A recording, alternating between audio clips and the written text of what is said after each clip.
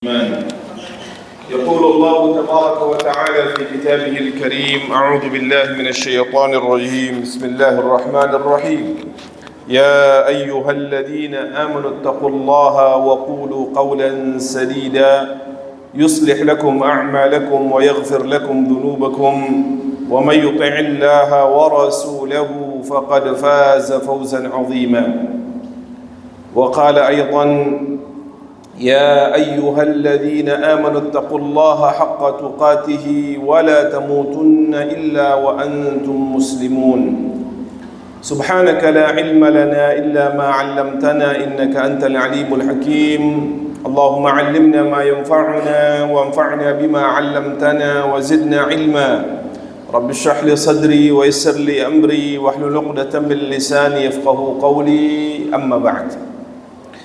Bagaimana kabarnya Bapak dan Ibu sekalian? Alhamdulillah, Masya Allah.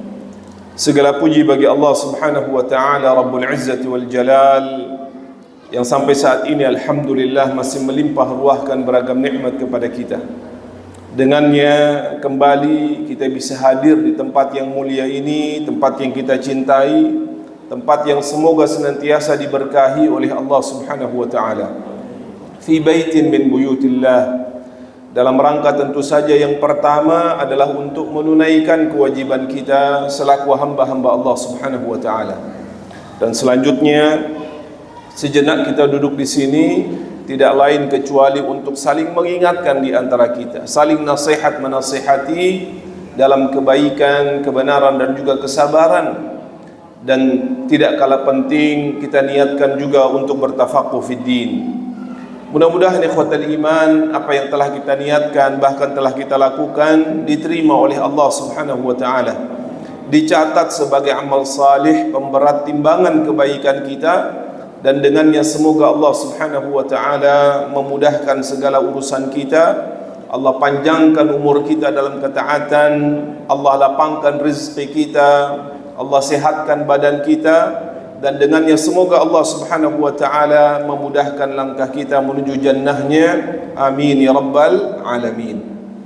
Salawat beriring salam semoga senantiasa tercurah limpahkan kepada manusia terbaik, teladan sepanjang zaman, Nabiur Rahmah, qudwah hasanah kita, Nabi besar Muhammad sallallahu alaihi wa alihi wasallam, beserta istri, keluarga, sahabat dan pengikut beliau hingga akhir zaman insyaallah ta'ala. Ikhwatal iman, hafizakumullah, saya ingin memulai dengan membawakan sebuah peristiwa penting di dalam al-Islam. Peristiwa itu yang kemudian Allah subhanahu wa ta'ala memberikan banyak sekali pelajaran kepada nabinya, kepada sahabat-sahabat ridwanullahi alaihim, dan lebih umum lagi kepada kita seluruhnya sebagai umatnya Rasulullah sallallahu alaihi wasallam. Peristiwa itu ikhwatal iman terjadi di tahun ke-9 Hijriah. Pada waktu itu kaum muslimin mendapat banyak sekali ujian dari Allah subhanahu tabaraka wa ta'ala. Kondisi yang begitu panas menyengat, perjalanan yang akan ditempuh sangat jauh, tapi Nabi sallallahu alaihi wasallam tetap memerintahkan kaum muslimin untuk berangkat bersama beliau memenuhi panggilan jihad untuk menegakkan panji dan juga kemuliaan agama Allah subhanahu tabaraka wa ta'ala. Peristiwa itu yang kemudian kita kenal dengan Ghazwatu Tabuk, yaitu perang apa Pak? Perang Tabuk. Dia terjadi pada tahun ke-9, tepatnya di bulan Rajab. Di bulan apa Pak? Bulan Rajab. Dan di perang itu juga ikhwatal iman, atau waktu-waktu sebelum terjadinya perang tersebut, Allah subhanahu wa ta'ala menampakkan keberanian Nabi sallallahu alaihi wasallam. Kita tahu perang itu terjadi antara kaum muslimin dengan siapa Pak? Tabuk itu dengan tentara Romawi yang pada saat itu digadang-gadang menjadi kekuatan terbesar. Ya, tentu ada dua kekuatan adidaya. Di bagian barat ada Romawi, di timur ada Persia. Tapi pada saat itu pamor dari Romawi itu lebih dikenal ya, di tengah-tengah masyarakat termasuk di kalangan kaum muslimin. Dan buntut dari perang Tabuk itu, atau awal dari perang Tabuk itu berdampak dari kemenangan kaum muslimin dalam perang Mu'tah. Perang Mu'tah itu perang di mana salah satu sebab kenapa perang itu terjadi karena utusan Rasulullah sallallahu alaihi wasallam itu dibunuh oleh salah seorang dari kaki tangannya bangsa Romawi yang bernama Syurahbil. Maka Rasulullah SAW mengirimkan pasukan untuk menebus atau kemudian meminta pertanggungjawaban dari mereka yang telah membunuh utusan Rasul sallallahu alaihi wasallam. Karena dalam dunia internasional yang namanya utusan itu tidak boleh diganggu, gitu Pak ya. Nah, sejak dulu demikian. Tapi ini bukan sekedar diganggu, tapi utusannya Nabi itu dibunuh. Maka Nabi sallallahu alaihi wasallam mengutus pasukan yang dipimpin secara bergantian oleh 3 sahabat Nabi sallallahu alaihi wasallam, yang kemudian ketiganya pada akhirnya gugur. Di antaranya ada Ja'far bin Abi Thalib yang merupakan sepupunya Nabi sallallahu alaihi wasallam.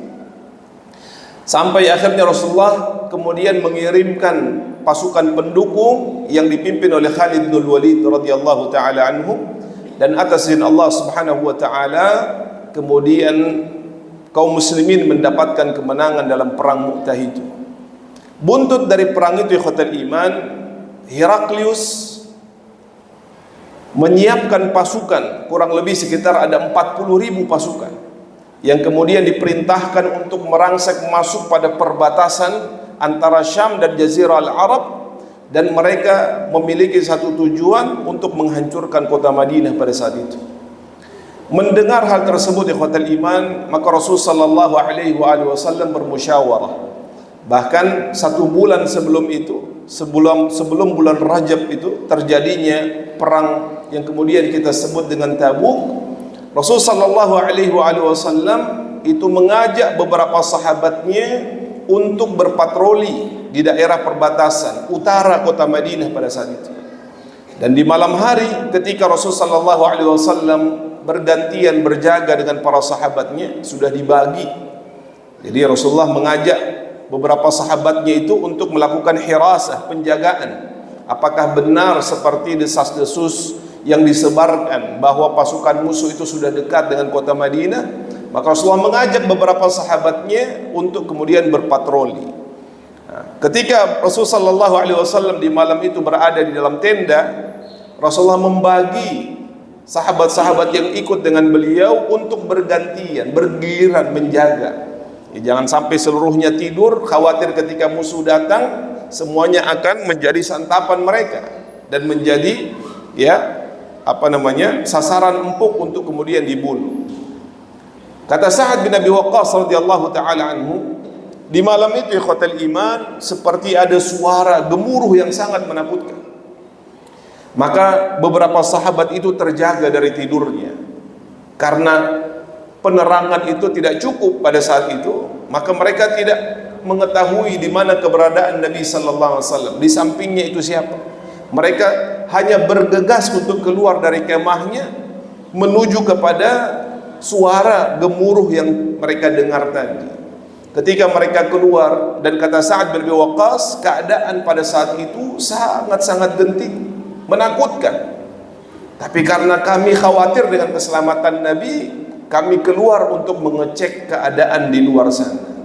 Ternyata tatkala mereka keluar menuju ke sumber suara itu, datang dari sumber suara itu Rasul sallallahu alaihi wasallam seraya mengatakan, wahai sahabatku, kembalilah kalian ke dalam tenda dan tidurlah. Sesungguhnya aku telah memeriksa sumber suara dan suara itu hanyalah gemuruh dari angin yang bertiup kencang. Kata Sa'ad bin Abi Waqqas pada saat itu, ini menunjukkan bahwa orang yang paling berani di antara kita itu siapa Pak? Rasul sallallahu alaihi wasallam. Jadi beliau bukan sekedar seorang panglima yang kemudian tidur nyenyak di dalam tenda, tapi di saat ada suasana yang mungkin mengkhawatirkan, beliaulah yang pertama kali keluar untuk mengecek dan memeriksa guna memastikan keselamatan dari para sahabatnya ridwanullahi ta'ala alaihim.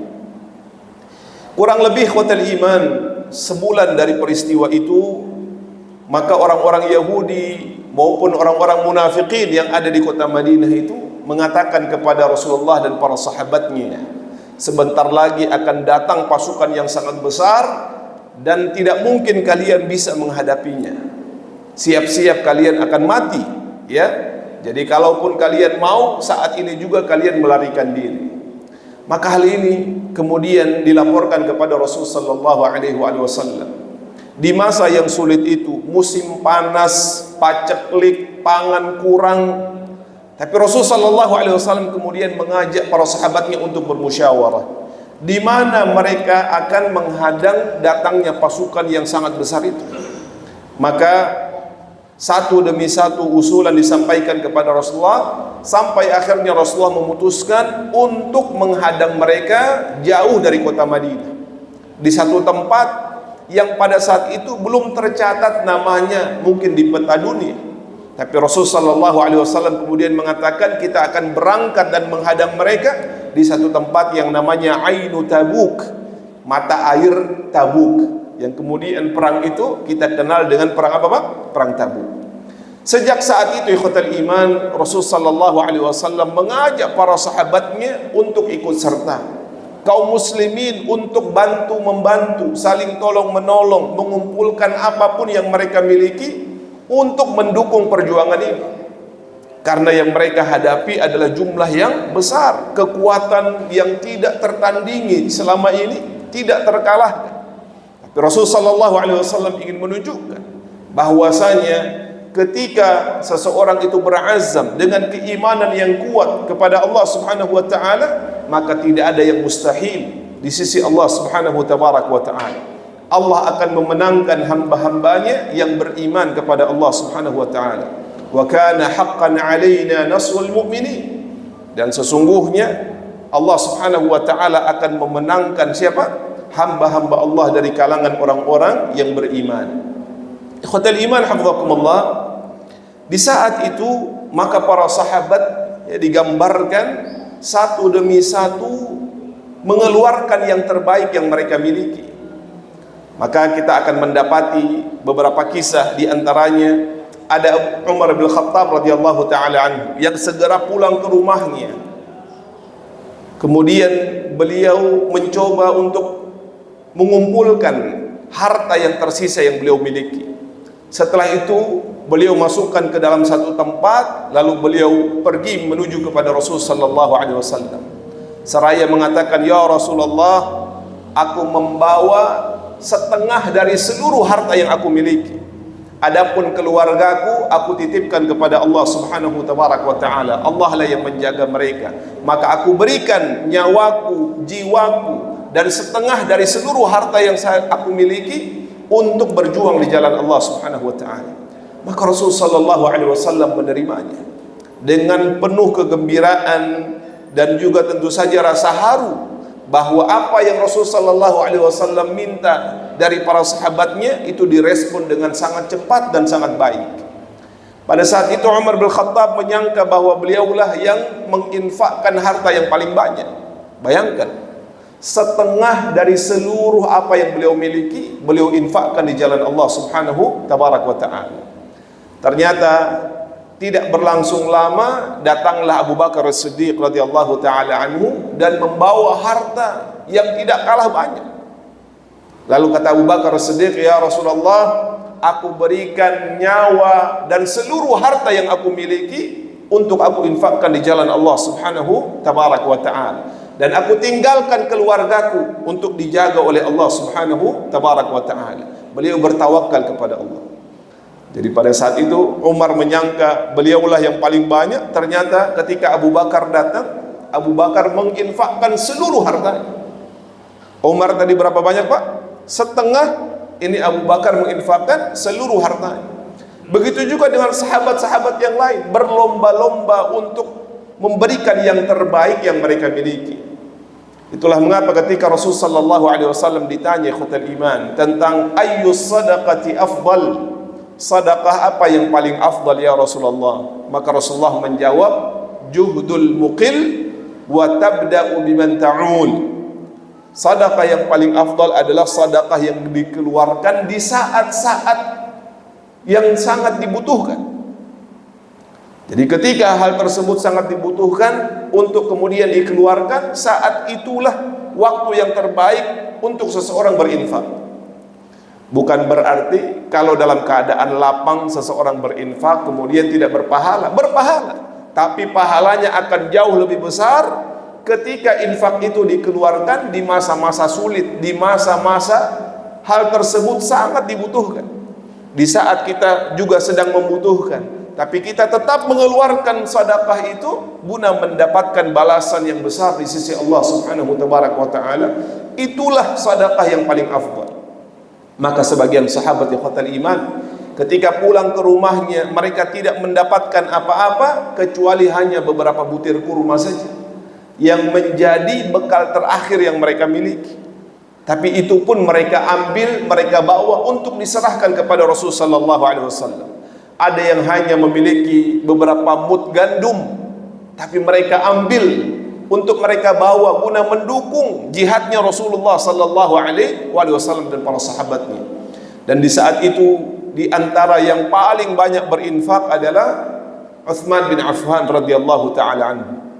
Beliau menginfakkan yang pertama kurang lebih ada sekitar 900 ekor unta.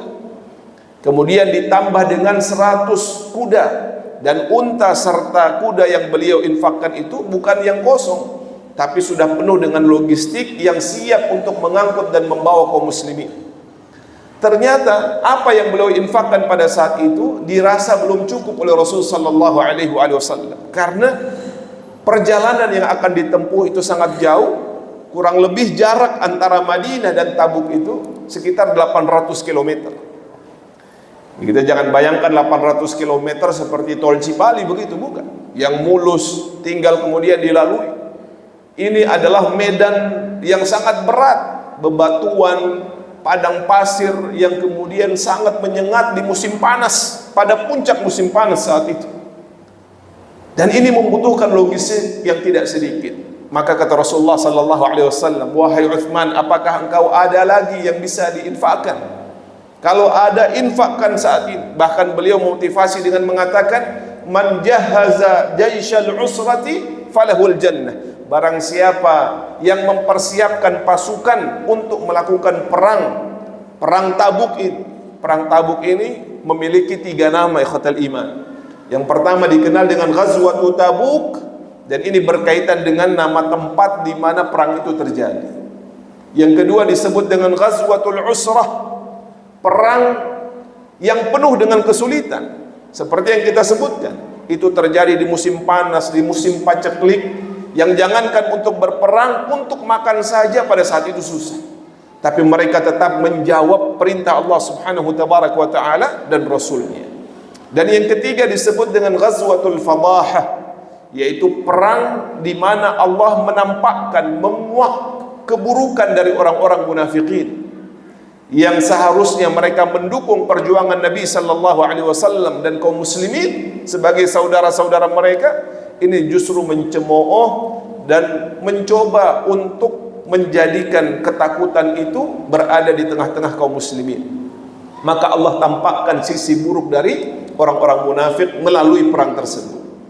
Maka Utsman bin Affan ikhwatul iman radhiyallahu taala anhu, beliau kembali lagi ke rumahnya, lalu mengambil 1000 keping uang dinar, lalu kemudian beliau infakkan di jalan Allah, beliau berikan kepada Rasul sallallahu alaihi wasallam. Maka selepas itu Rasulullah kemudian bersabda, "Ma darra Utsman bin Affan ba'da ma 'amila hadzal yaum." Tidak ada yang bisa memudaratkan Utsman bin Affan setelah apa yang beliau infakkan di hari itu.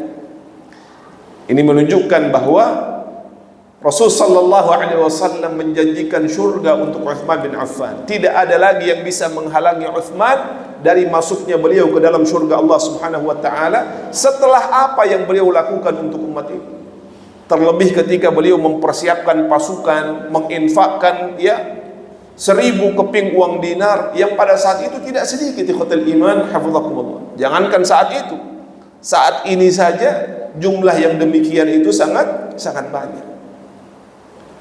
Oleh karenanya saudara hafizakumullah, disebutkan bahwa Allah Subhanahu wa taala menyebut masa itu sebagai sa'atul usrah, masa-masa yang sangat sulit. Dan di antara sahabat-sahabat itu banyak di antara mereka yang ingin ikut serta tapi terkendala perbekalan dan akomodasi. Maka Allah Subhanahu wa taala menggambarkan peristiwa itu dalam surah At-Taubah dengan menyatakan, laqad taballahu 'alan nabiy wal muhajirin wal ansar alladzina ittaba'uuhu fi sa'atil 'usrati min ba'di ma kada yazighu qulubu fariqin minhum thumma taba 'alaihim innahu bihim raufur rahim. Sesungguhnya Allah telah menerima taubatnya Nabi, orang-orang muhajirin dan orang-orang ansar yang mengikuti Nabi dalam masa kesulitan. Setelah hati segolongan dari mereka itu hampir-hampir berpaling, kemudian Allah menerima taubat mereka. Sesungguhnya Allah Maha Pengasih lagi Maha Penyayang kepada mereka. Dan kalau kita lihat secara ukuran manusiawi, ikhwatal iman, sangat manusiawi ketika seseorang itu memiliki keraguan. Ini bisa menang atau tidak ini? Kalau yang kita hadapi ini pasukan superpower pada saat itu, bisa menang atau tidak dengan perbekalan yang sangat minim seperti ini. Tapi dengan motivasi yang Rasulullah SAW berikan, maka pada akhirnya mereka bertaubat yang memiliki keraguan dalam hatinya, dan kemudian Allah menerima taubat mereka yang hampir-hampir berpaling dari seruan Allah Subhanahu wa taala dan Rasulnya. Maka saat itu ikhwatal iman, Rasul sallallahu alaihi wasallam menganjurkan agar mereka yang ingin ikut serta di dalam peperangan tersebut hendaknya memiliki kendaraan. Kenapa? Karena jangan sampai karena tidak memiliki kendaraan mereka menyusahkan yang lain, atau jangan sampai sebelum berperang sudah celaka di tengah jalan.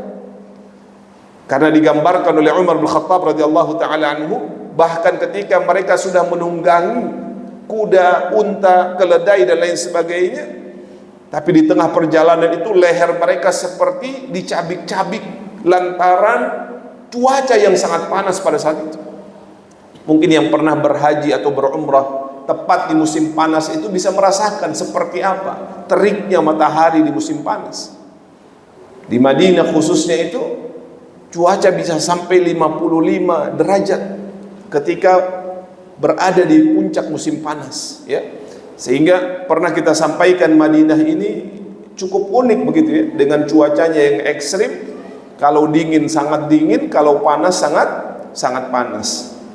Oleh karenanya ikhwatal iman, di antara para sahabat itu, khususnya mereka yang tidak memiliki kemampuan, banyak yang ingin ikut tetapi terkendala tadi, ya. Maka mereka hanya menunggu bantuan dari orang-orang kaya saja, para donatur. Mereka mau berangkat tidak punya kuda, tidak punya onta, tidak punya keledai, dan mereka hanya menunggu uluran tangan bantuan dari para donatur. Sudah banyak para sahabat yang berinfak, tapi belum cukup juga untuk membawa mereka kepada perjalanan tersebut. Maka Nabi sallallahu alaihi wasallam sekali lagi memberikan motivasi yang begitu besar kepada para sahabatnya untuk saling bantu membantu. Apapun yang mereka miliki, maka infakkan di jalan Allah Subhanahu tabaraka wa taala. Sampai pada akhirnya ikhwatal iman, di saat Rasul sallallahu alaihi wasallam telah menentukan kapan akan berangkat ke tempat tersebut, di malam harinya ada sahabat-sahabat yang belum lagi memiliki akomodasi, belum lagi memiliki kendaraan. Dan di antara mereka ada 7 orang sahabat dari kalangan Ansar yang malam tersebut mereka memberanikan diri untuk datang ke rumahnya Rasulullah sallallahu alaihi wasallam, mengetuk pintu, memberikan salam. Dan ini hal yang jarang terjadi, karena para sahabat itu sangat faham kapan waktu bolehnya bertamu dan kapan waktu yang tidak pantas untuk bertamu. Biasanya itu para sahabat bertemu dengan Nabi kalau tidak di pagi hari, mungkin di sore hari, jarang yang ada yang bertamu di malam hari. Tapi karena kondisi yang mendesak, mereka ingin ikut serta, namun belum punya kendaraan, belum punya akomodasi, Maka 7 orang Ansar ini memberanikan diri datang kepada Rasul sallallahu alaihi wasallam. Sesampainya mereka di sana, mereka mengadukan keadaan mereka, ikhwatal iman, berharap agar Rasul sallallahu alaihi wasallam memberikan perbekalan perang kepada mereka. Karena mereka tahu Rasulullah itu adalah orang yang paling tidak bisa menolak permintaan sahabatnya. Jangankan sahabatnya, sekalipun orang yang tidak dikenal ketika datang menemui Rasul sallallahu alaihi wasallam lalu meminta sesuatu, dan di saat dia meminta Rasulullah memiliki apa yang dia minta, pasti Rasul sallallahu alaihi wasallam akan memberikan kepadanya. Apatah lagi yang meminta ini adalah sahabat ridwanullahi alaihi, yang Rasulullah tahu keadaan mereka, bergaul dengan Rasul sallallahu alaihi wasallam, tapi keadaannya berbeda di saat itu, ikhwatul iman. Jangankan untuk memberikan perbekalan kepada mereka, untuk makan saja Rasul sallallahu alaihi wasallam tidak memiliki apa-apa di malam tersebut. Maka dengan berat hati Rasul sallallahu alaihi wasallam menyampaikan, wahai sahabatku, kalian mengetahui seandainya aku memiliki apa yang kalian minta, niscaya akan aku berikan. Tapi sungguh perbekalan terakhir yang aku miliki telah aku berikan kepada sahabat yang lain sebelum kalian datang. Jadi Rasulullah di malam itu sudah tidak punya apa-apa lagi.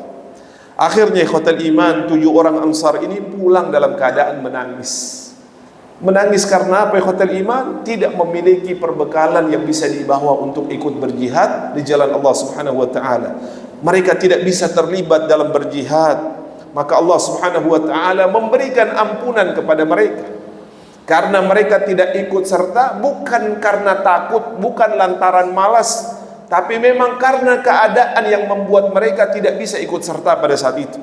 Maka Allah berfirman, wala 'alal ladzina idza ma atauka litahmilahum qulta la ajidu ma ahmilukum 'alaihi tawallaw wa a'yunuhum tafidhu minad dam'i hazana alla yajidu ma yunfiqun.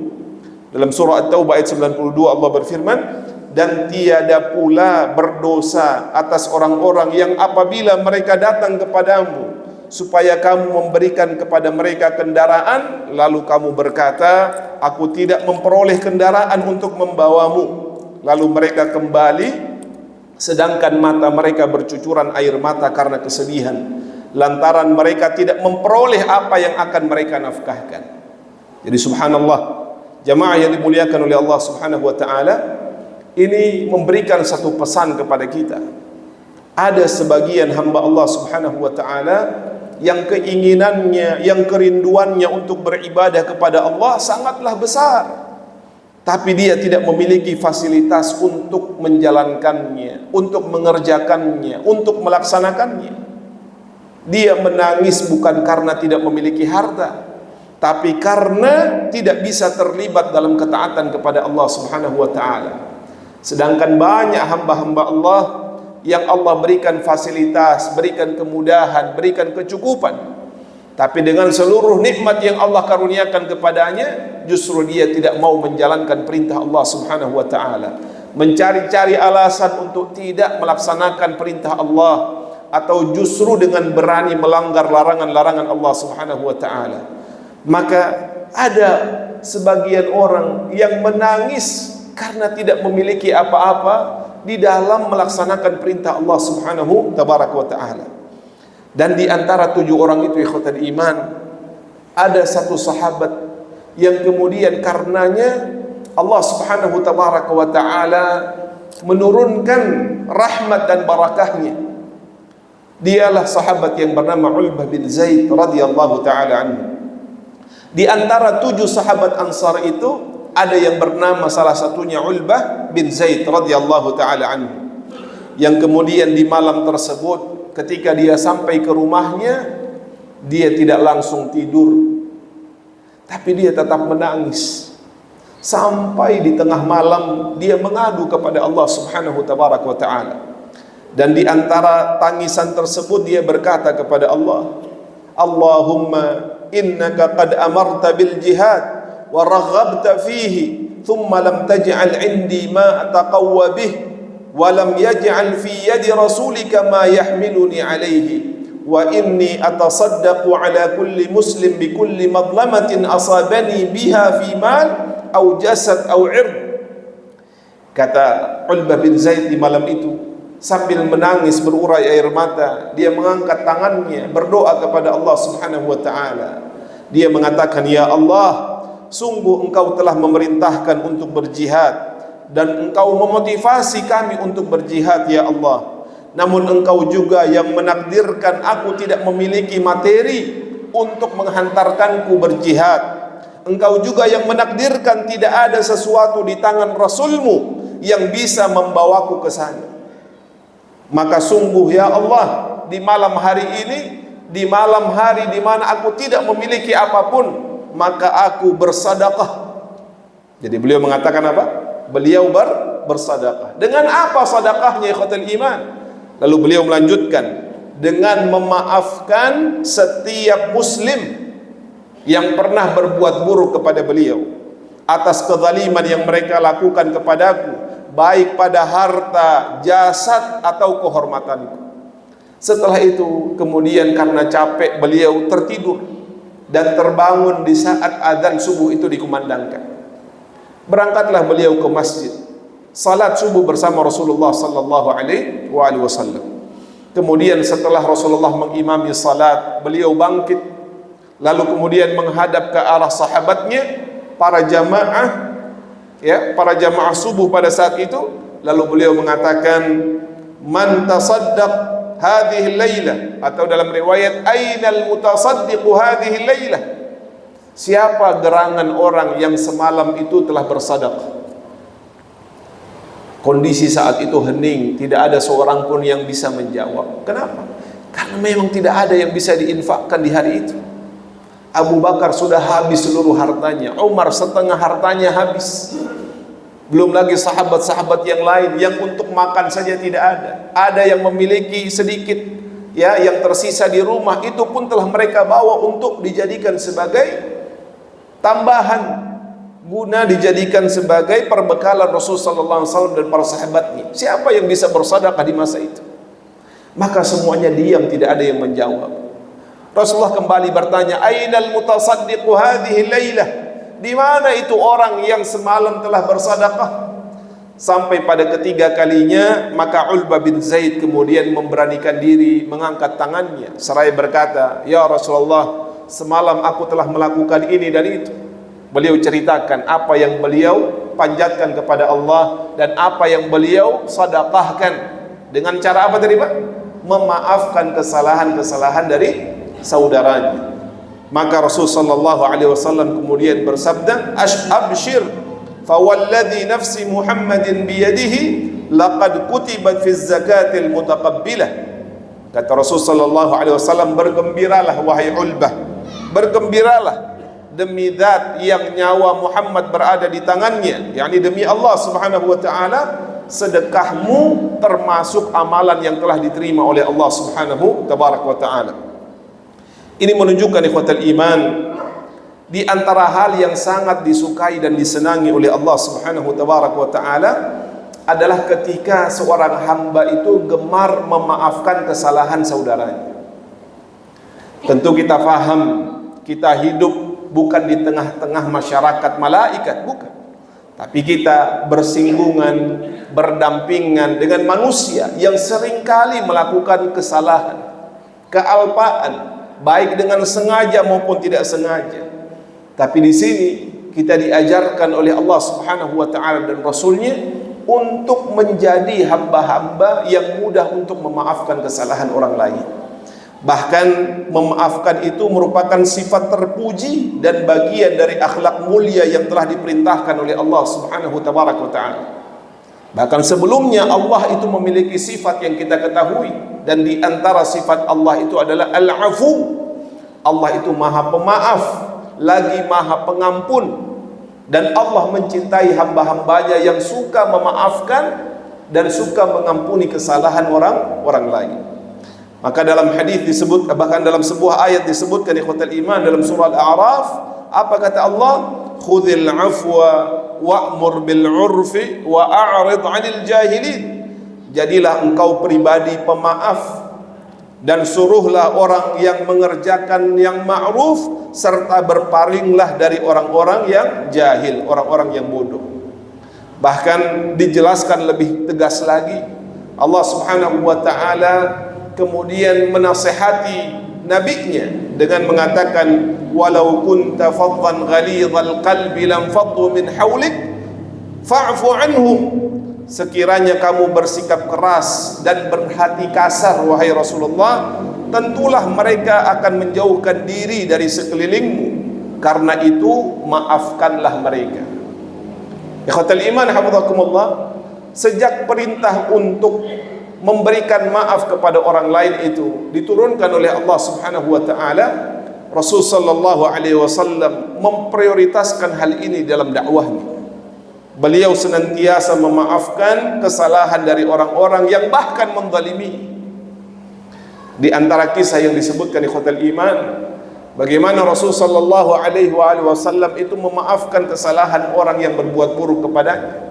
Dan di antara contoh yang nyata itu pada peristiwa di mana beliau diusir, bahkan dilempari oleh orang-orang Taif.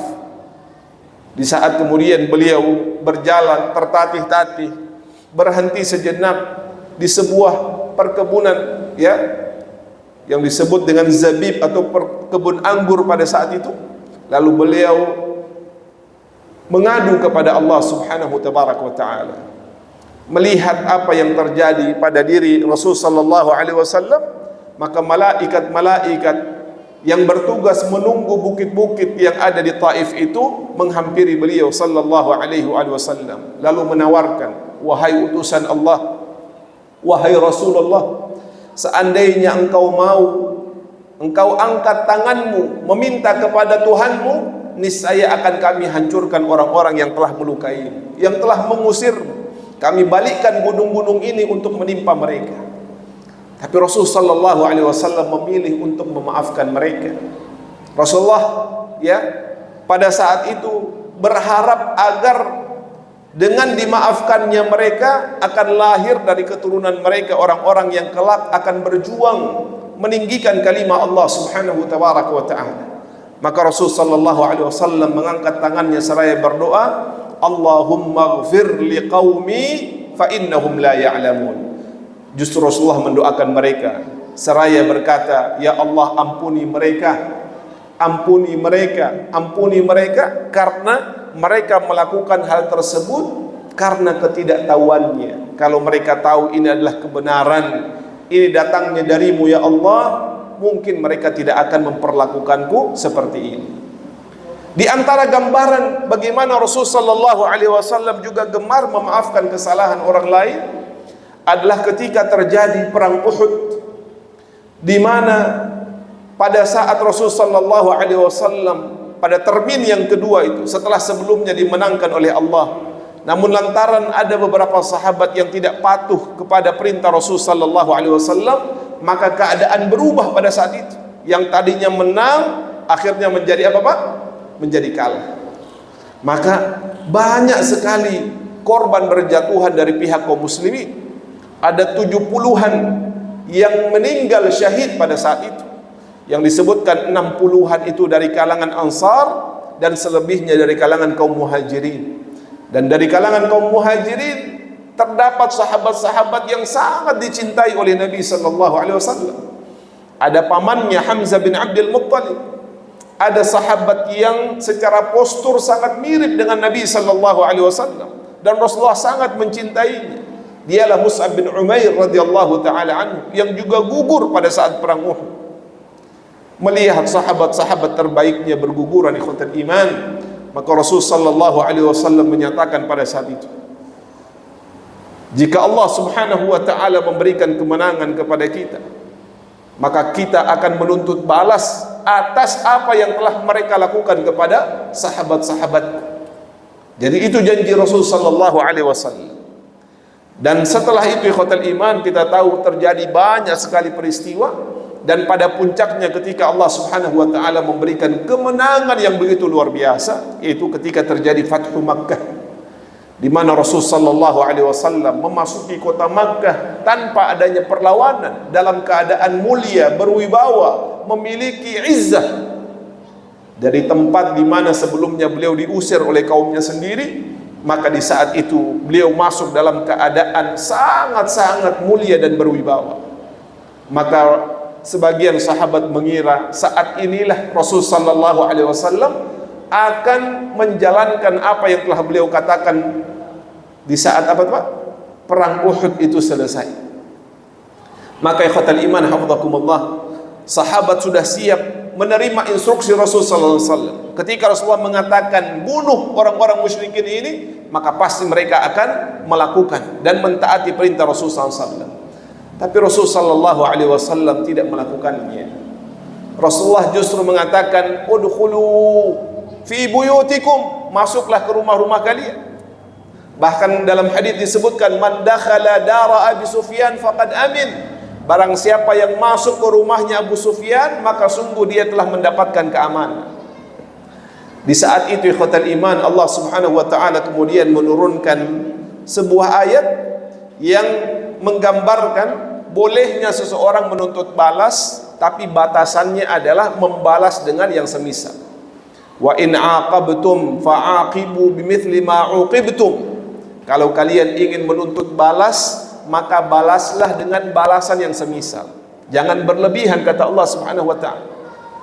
Jadi kalau contohnya dibunuh, ya bunuh saja, nggak usah dimutilasi, nggak usah diperlakukan dengan keji. Jadi perlakukan dengan perlakuan yang semisal. Wala in sabartum lahuwa khairul lissabirin. Namun kalau kalian bersabar, memaafkan kesalahan orang lain, maka itu jauh lebih baik bagi mereka yang bersabar. Setelah ayat ini diturunkan oleh Allah Subhanahu wa taala, maka Rasul sallallahu alaihi wasallam mengatakan, "Nasbir wa la nu'aqib." Kita bersabar ya Allah, dan kita tidak menuntut balas atas apa yang telah mereka lakukan kepada kami. Jadi pada saat itu Rasul sallallahu alaihi wasallam memaafkan sebagian besar dari orang-orang musyrikin, yang pada akhirnya dengan melihat akhlaknya Nabi, subhanallah, dulu beliau diusir dari tempat ini, tapi ketika beliau datang dengan penuh kemuliaan dan kewibawaan, justru beliau memaafkan kita. Maka berbondong-bondong orang-orang yang belum memeluk al-Islam mengikrarkan syahadatnya di hadapan Rasul sallallahu alaihi wasallam. Maka turunlah ayat yang kemudian kita kenal dengan surah An-Nasr. Idza jaa nasrullahi wal fath wa ra'aitan nasa yadkhuluna fi dinillahi afwaja fasabbih bihamdi rabbika wastaghfir innahu kana tawwaba. Apa yang ingin kita sampaikan dari peristiwa ini? Betapa Rasul sallallahu alaihi wasallam mencontohkan berangkat dari perintah Allah Subhanahu wa taala, beliau mentaati dan melaksanakannya untuk sering-sering memaafkan kesalahan orang lain. Dan itu kemudian diikuti oleh para sahabatnya ridwanullahi alaihim. Abu Bakar As-Siddiq radhiyallahu taala anhu pernah berada dalam sebuah kondisi di mana beliau sangat membenci orang yang menyebarkan fitnah terhadap putrinya, yang kita kemudian kenal dengan hadithul ifk. Dan ternyata salah seorang yang menyebarkan fitnah itu adalah kerabatnya sendiri, yang selama ini beliau biayai, beliau berikan tunjangan hidupnya. Tapi ketika peristiwa hadithul ifki itu terjadi, orang yang beliau biayai ini justru menjadi salah satu yang menyebarkan berita tersebut. Sampai ketika Allah menurunkan ayat yang membebaskan segala tuduhan kepada Ummul Mukminin Aisyah radhiyallahu anha, maka Abu Bakar kemudian mengatakan, "Setelah ini aku tidak akan pernah memberikan bantuan apapun kepadamu." Namanya adalah Misbah bin Thumamah. Dia datang kepada Rasulullah sallallahu alaihi wasallam mengadu. Lalu Rasulullah kemudian menyatakan kamu bersalah, dan dia menerima konsekuensi dari kesalahannya dengan menerima hukuman berupa cambukan.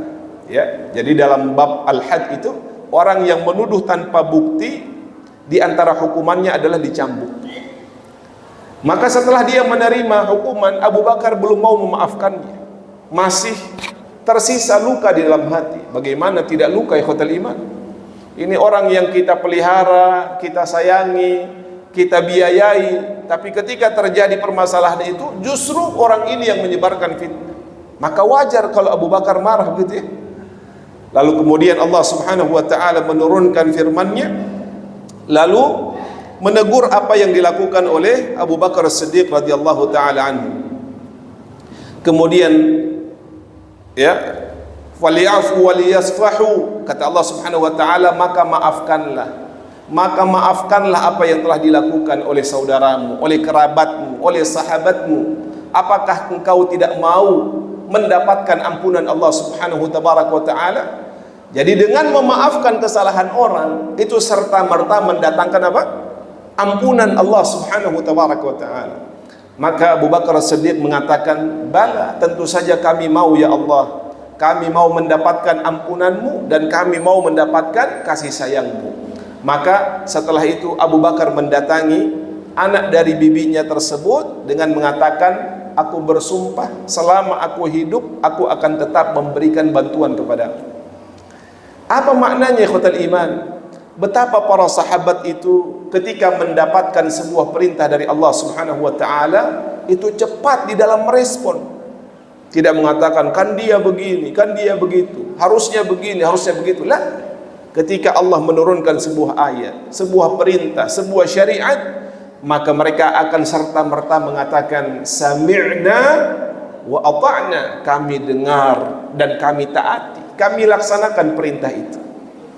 Maka dari peristiwa yang kita sebutkan ikhwatul iman, kita ingin menjelaskan bahwa di antara amalan yang luar biasa pahalanya di sisi Allah Subhanahu wa taala adalah gemar memaafkan kesalahan orang lain.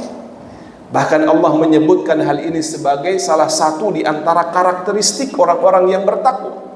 Yang ganjaran yang Allah berikan kepada mereka adalah jannah arduhas samawati wal ard. Apa itu?